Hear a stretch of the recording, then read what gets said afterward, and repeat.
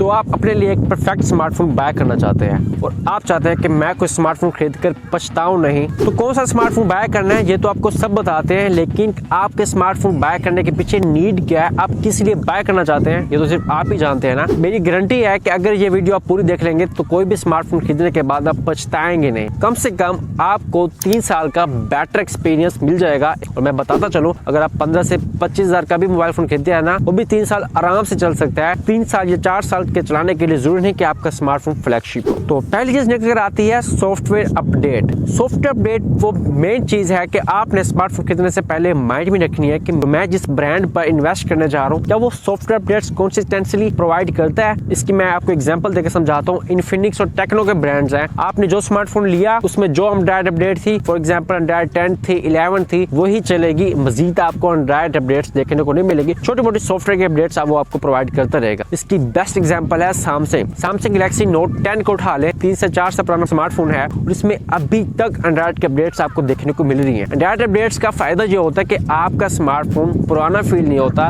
चाहे खुद पुराना है, लेकिन उसका जो यूजर इंटरफेस, उसका जो एक्सपीरियंस, उसमें जो फीचर्स होते हैं वो सारे आपको लेटेस्ट देखने को मिलते हैं। ये चीज आपने माइंड में रखनी है कि कम से कम वो 2 साल का एंड्रॉइड अपडेट और 3 साल के सिक्योरिटी अपडेट्स आपको प्रोवाइड करे। तो दूसरी चीज जो आपने माइंड में रखनी है वो है नेटवर्क। अब नेटवर्क ऐसी चीज है जिसको 90% यूट्यूबर कवर ही नहीं करते। फॉर एग्जांपल आपने कोई स्मार्टफोन बाय किया, उसके रिव्यूज भी अच्छी तरह देख लिए, हो सकता है कि उस रिव्यूअर ने नेटवर्क के पॉइंट को डिस्कस ही ना किया हो, आपने स्पेक शीट देखी लेकिन आपको नेटवर्क का कोई भी नॉलेज नहीं है और आप स्मार्टफोन चला रहे हैं रजाई में लेकर और आपको वीक सिग्नल देखने को मिल रहे हैं वीपीएन पर, तो आपको कितना गुस्सा आएगा।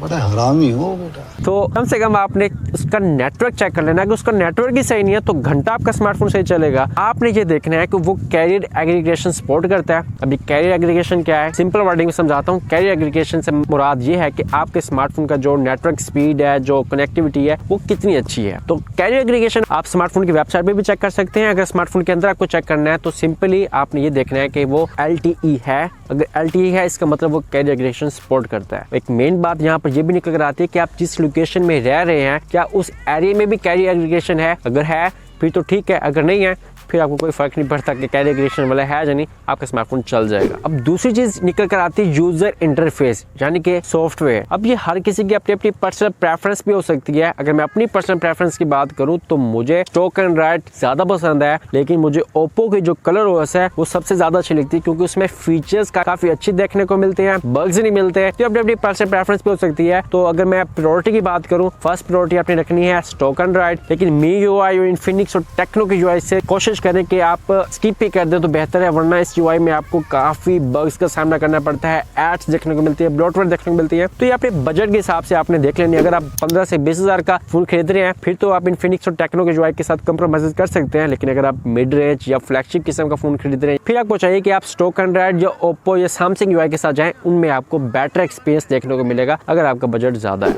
अब बात करता हूँ जो मेन चीज है वो है स्टोरेज। अब आपने स्मार्टफोन खरीद लिया, उसमें आपको 64 GB देखने को मिलती है या 128 GB देखने को मिलती है। आप खुश होगे कि मेरे स्मार्टफोन की स्टोरेज ज्यादा है, लेकिन आपने ये गौर नहीं किया कि जो स्मार्टफोन की स्टोरेज टाइप है वो कौन सी देखने को मिलती है, जो कि मेन रोल यही अदा करती है आपकी स्टोरेज में। स्मार्टफोन खरीदने से पहले ये देखना है कि मेरे स्मार्टफोन की स्टोरेज है वो UFS है, EMC है। तो UFS और EMC में फर्क ये है कि EMC काफी स्लो होती है। आपने EMC वाले आज के टाइम पर जो भी डिवाइसेज है वो आपने स्किप ही करने। For example Samsung Galaxy A32 में आपको EMC की स्टोरेज देखने को मिलती है जो कि काफी स्लो है। मिनिमम UFS 2.1 2.2 की स्टोरेज आपको मिले फिर आपने कंसीडर करनी है। अब तो 2023 में नया ट्रेंड आ गया UFS 4.1 का फ्लैगशिप में, जिसकी रीड और राइट स्पीड पिछले साल से 50 to 70% बेटर है। तो अगर आप फ्लैगशिप फोन खरीद रहे हैं तो UFS 4.1, लेकिन उससे आप नॉर्मल खरीद रहे हैं लाख से 1,20,000 के दरमियान तो UFS 3.1 3.2 आपकी प्रायोरिटी होनी चाहिए। लेकिन अगर आप 50 से 60 हजार का फोन खरीद रहे हैं, 40 हजार खरीद रहे हैं तो UFS 2.2 आपने कंसीडर करनी है, इससे नीचे आपने नहीं जाना। इसकी रीड टू राइट स्पीड काफी अच्छी होती है जिसमें आपकी मल्टीटास्किंग और ऐप ओपनिंग में आपका एक्सपीरियंस जो होता है वो काफी अच्छा निकल कर आता है। रैम को भी आपने देख लेना है कि 4GB 8GB उसकी टाइप कौन सी है। कम से कम LPDDR3X की रैम भी होनी चाहिए। आजकल वर्चुअल रैम का काफी ट्रेंड चला हुआ है, 4GB रैम दे दी और 4GB वर्चुअल दे दी और टोटल बना दी 8GB। तो ये वर्चुअल रैम है इसका कोई ज्यादा काम नहीं होता, आप एक्सपेक्ट नहीं कर सकते कि ये हार्ड वाली रैम की तरह ही काम करेगी। तो जो आपकी स्मार्टफोन की एक्चुअल रैम होती है ना 4GB 8GB वही सही काम करती है, व्हील और रैम का कोई ज्यादा इफेक्ट नहीं पड़ता, तो वही मान के आपने चलनी है। तो ये कंपनी की मिथ है कि वो पागल बना रही है, मार्केटिंग कर रही है कि 8 GB टोटल है, 8 GB वर्चुअल यानी 16 GB रैम। 16 GB असल में नहीं होती। आपने अपनी बेसिक नीड पहले देखनी है कि मुझे नीड कितनी है, मैं किस पर्पस के लिए ले रहा हूँ, उस हिसाब से आपने रैम डिसाइड करनी है। अब यहाँ पर मैं एक और चीज ऐड करता चलो जो कि काफी इंपॉर्टेंट चीज है, वो है प्रोसेसर। काफी सारे लोग कंफ्यूज हो जाते हैं कि हम कौन सा प्रोसेसर सिलेक्ट करें। बेसिकली आपने अपनी नीड को समझना है कि आपको मोबाइल लेना किसके लिए है। अगर आपको सोशल मीडिया टास्क करनी है, यूट्यूब, फेसबुक, इंस्टाग्राम वाला चलाना है, तो फिर तो आपके लिए मीटेक G70, G80 भी काफी है। फॉर एग्जाम्पल 40,000 की प्राइस कैटेगरी में न्यू में आपको मीटेक P35 मिलता है, लेकिन यूज में आपको स्नैपड्रैगन 720G और स्नैपड्रैगन 732 जैसे प्रोसेसर भी देखने को मिल सकते हैं। तो यहाँ पर आपने अपनी नीड को देखना है, उस हिसाब से आपने डिसाइड करना है कि अगर मैं न्यू फोन में जाता हूँ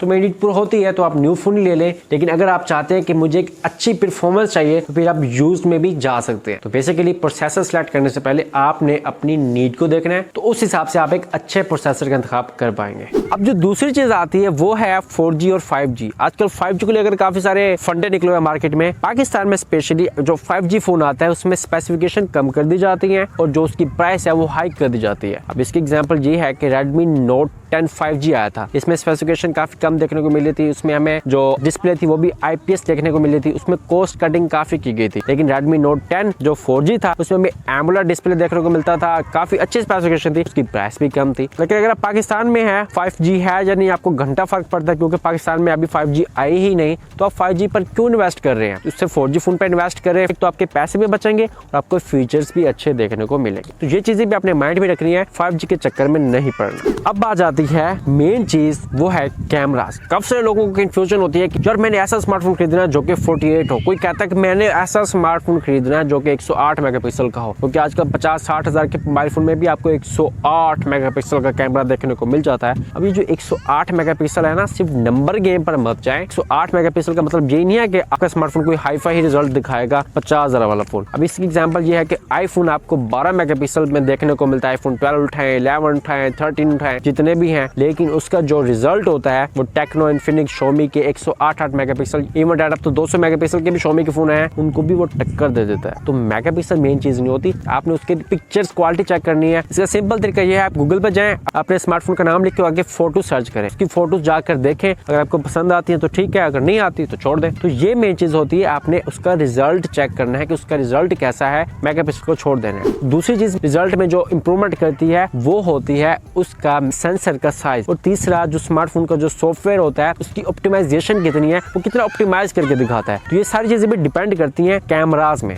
तो आई होप आपको समझ आ गई होगी कि आपने स्मार्टफोन का कैमरा किस तरह चेक करना है। अगली जो चीज निकल आती है स्मार्टफोन में वो होती है उसकी बैटरी। आज के टाइम पे जो आपने बैटरी कॉम्बिनेशन देखना है वो कम से कम आपको 4500 से 5000 mAh की देखने को मिले, और जिसको चार्जिंग कॉम्बिनेशन है मिनिमम अगर आप 30,000 का भी फोन खरीद रहे हैं ना, तो आपको 33 वाट का चार्जर होना चाहिए इस प्राइस सेगमेंट में। अब इससे हायर जा रहे हैं 60,000 में, 70,000 में 45 वाट, 65 वाट यानी 50 से 60 वाट का चार्जर आपने देख लेना है कि मेरे स्मार्टफोन के साथ ये कॉम्बिनेशन होना चाहिए। आपने देखना है कि मेरे स्मार्टफोन का जो चार्जर होना चाहिए वो 33 वाट हो, इससे कम वाले को आपने स्किप कर देना है, आपने बाय नहीं करना। अब लास्ट चीज ये है बजट आपने कैसे सिलेक्ट करना है। देखो, आप नया फोन किस लिए बाय कर रहे हो, आपको पहले नीड देखनी है। कैमरा के लिए देख रहे हो, आप परफॉर्मेंस के लिए देख रहे हो। ज्यादातर लोगों को पता ही नहीं होता कि मैं स्मार्टफोन नया क्यों खरीद रहा हूँ, बस यही कि मेरा स्मार्टफोन पुराना हो गया है और मैंने एक नया लेना है। जब आप अपनी नीड को समझोगे ना, तो फिर आप अपने लिए एक अच्छा स्मार्टफोन बाय करोगे। तो आई होप मेरे ये सारे पॉइंट्स आपको समझ आ गए होंगे। अगर आप इन पॉइंट्स का ध्यान रखते हैं तो आप अपने लिए एक बेस्ट स्मार्टफोन सिलेक्ट कर पाएंगे एवरी प्राइस सेगमेंट में, और आपको किसी भी किस्म का पछतावा नहीं होगा स्मार्टफोन खरीदने के बाद। तो ये थी मेरी आज की वीडियो। उम्मीद करता हूँ कि मेरी ये वीडियो आपके लिए हेल्पफुल साबित हुई होगी। अगर मेरी ये वीडियो कहीं पर भी आपके लिए हेल्पफुल साबित हुई है तो मेरे वीडियो को लाइक कर सकते हैं, दोस्तों के साथ शेयर कर सकते हैं और चैनल को सब्सक्राइब कर सकते हैं। मैं मिलता हूँ किसी नेक्स्ट वीडियो में, किसी नेक्स्ट रिव्यूज, किसी नेक्स्ट अनबॉक्सिंग के साथ। तब तक मुझे दीजिए इजाजत। अल्लाह हाफिज।